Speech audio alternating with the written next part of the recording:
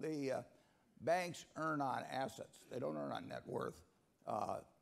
You calculate it eventually as to what they earn on equity or net worth. But assets are the earning factors, and they've changed the rules so that you have to have more net worth per dollar of assets. And obviously, if you have more net worth per dollar of assets and you're earning a constant amount on assets, your earnings on net worth go down. Now, they were ungodly profitable.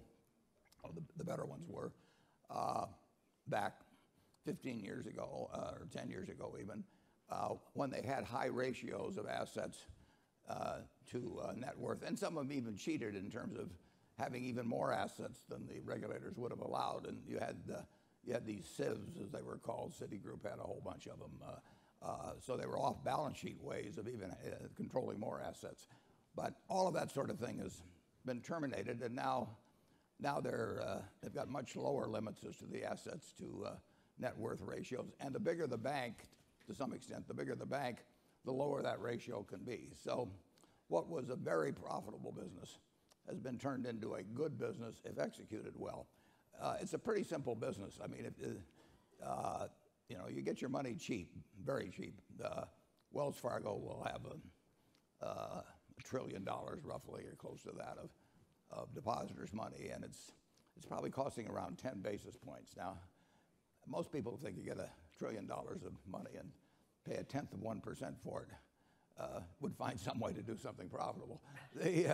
But the banks have always gotten in trouble on the asset side. They've never gotten in trouble on the liability side, basically. But they really haven't gotten in trouble too much on the expense side. But they go crazy occasionally on the asset side, and what they do is they start copying what their dumb competitors are doing. That happens in every business, but it's particularly virulent in the banking business.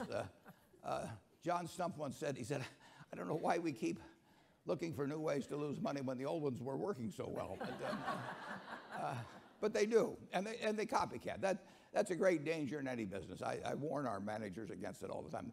If anybody comes to me and says, "We want to do this because the other guy is doing it," I say, go back to square one and come up with a better reason. But human nature is such that you do want to do what others are doing. I one time was at a directors meeting where a leading property casualty insurance manager, a very well-known guy, was making a presentation to buy a life insurance company. And he was going through all these kind of silly reasons why they should do it. And he realized that the crowd was kind of catching on to the fact these reasons were too good. So finally, he just threw up his hands and said, "Oh, all the other kids have one." And basically, there's a lot of business decisions made because all the other kids have one.